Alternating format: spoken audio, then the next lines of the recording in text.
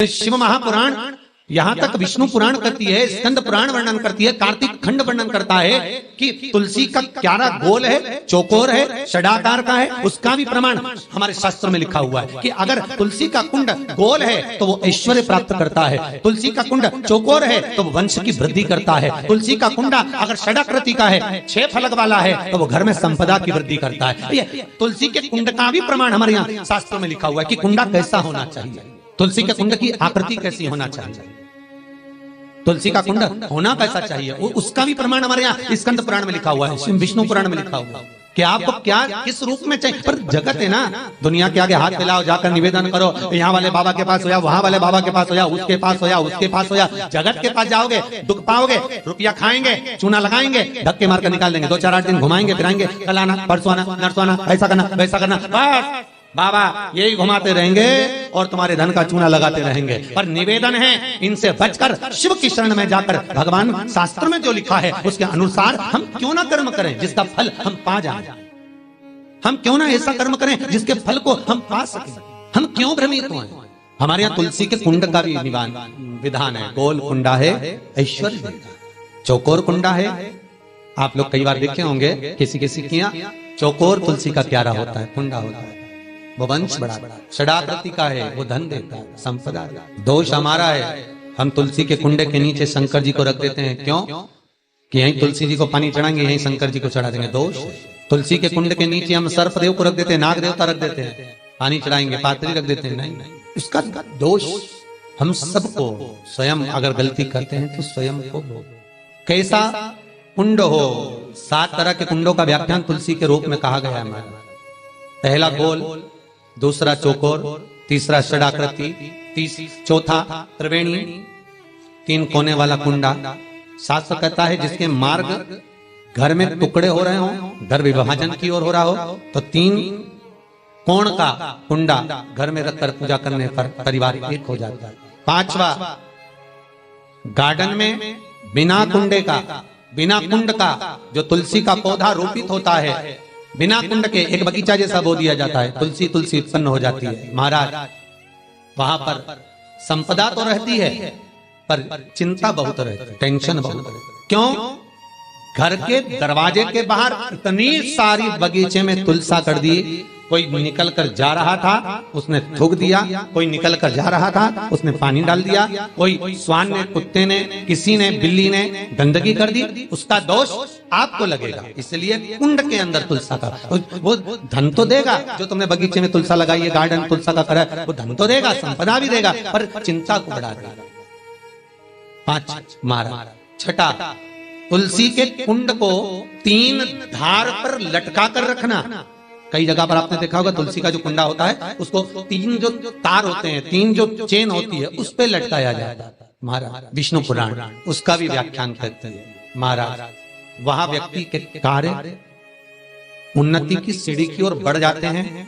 जैसे भोजन की थाली लग गई, भोजन तैयार हो गया, बस खाने बैठे हो और थाली खसक गई, समझ लेना कि तुलसी को अधर पर लटका कर रखा है। इसलिए कार्य तो हो रहे हैं, बनने वाले हैं, 4 दिन बाद ये काम होने वाला है, 8 दिन बाद ये काम होने वाला है, लग रहा है कि इसमें इतना फल मिलेगा, लग रहा है इस व्यापार को करेंगे तो इतना फायदा हो जाएगा, सब कुछ करा, लाखों रुपए लगा भी दिए, थाली मालूम पड़े खसक गई, अधर लटका है। 7 क्रम है तुलसी के, ये 6ठा क्रम बता। तुलसी का 7वां क्रम, तुलसी का 7वां क्रम है। महाराज तुलसी का कुंडा जैसा घर के आंगन में है, तुलसी का कुंड जैसे घर के आंगन में विराज रहा है, ऐसा ही छोटा सा कुंड भगवान के लिए रोपित करें। प्रतिदिन भगवान की सेवा करते समय तुलसी का कुंड सम्मुख रखकर उसकी आराधना करना, फिर उस कुंड को वापिस बाहर ले जाकर रखना, फिर दूसरे दिन पूजन के समय पर कुंड को लाकर रखना। हम तो यहाँ तक कहते हैं विष्णु पुराण गर्ग संहिता कल्याण का तुलसी अंग यहां तक वर्णन करता है कि आप पूरे साल ये नहीं कर सकते तो कम से कम कार्तिक के महीने में भगवान के सामने तुलसी का छोटा कुंड, चौकोर वाला, गोल नहीं, चौकोर कुंड लाकर भगवान के सामने रखकर छोटा सा कुंड का पूजन कर भगवान के साथ उस कुंड को वापस बाहर विराजमान करें, फिर कल लेकर आए, फिर विराजमान करें। आप पूरे साल नहीं कर सकते तो 1 महीना, उसका फल 1000 गुना प्राप्त होता है। तो किस चीज के लिए कहा गया कि तुलसी का कुंडा एक बाहर हो, एक घर के अंदर मंदिर के सामने पूजन के लिए रखा जाए? तो कहते हैं उस घर में वैभव, सत्ता, संपदा, लक्ष्मी, समृद्धि, शांति की कभी कमी नहीं, कभी प्राप्ति, सुख की, आनंद की।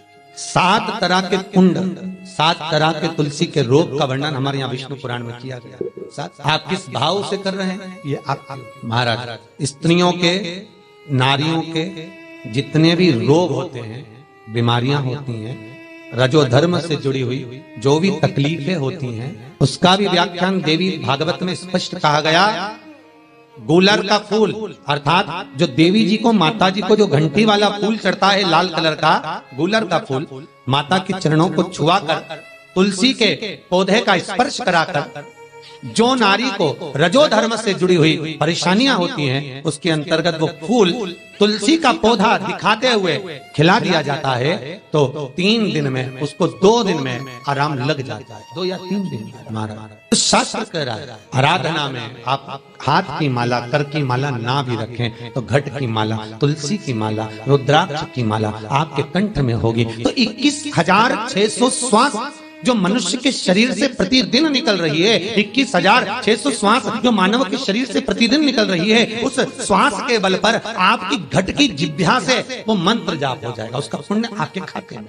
तुम्हारे गले में जो तुलसी की माला हो, तुम्हारे गले में जो रुद्राक्ष की माला हो, उसमें मन के 108 होना चाहिए या 108 से भी ज्यादा होना चाहिए। कम मनके की माला मत पहना गले में, बारीक बारीक मनके की कर लो, छोटे से छोटे मनके की कर लो, 100 से भी ज्यादा हो, 108 से भी ज्यादा हो। क्यों?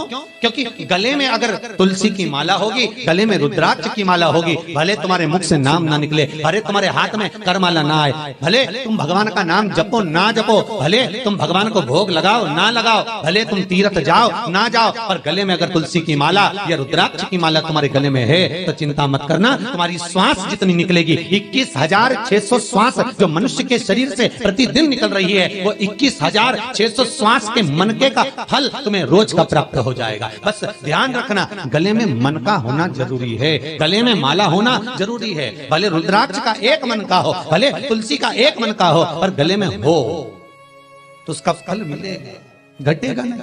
पद्म पुराण, गर्ग संहिता में भी आप ढूंढेंगे तो मिल जाएगा। गीता प्रेस गोरखपुर की तुलसी अंक निकालेंगे तो उसमें मिल जाएगा। 2 वृक्ष ऐसे हैं जिनके नजदीक में जो दिया जाता है वो समाप्त नहीं होता। एक आंवले का वृक्ष, दूसरा तुलसी का पौधा, जहां समाप्त नहीं होता।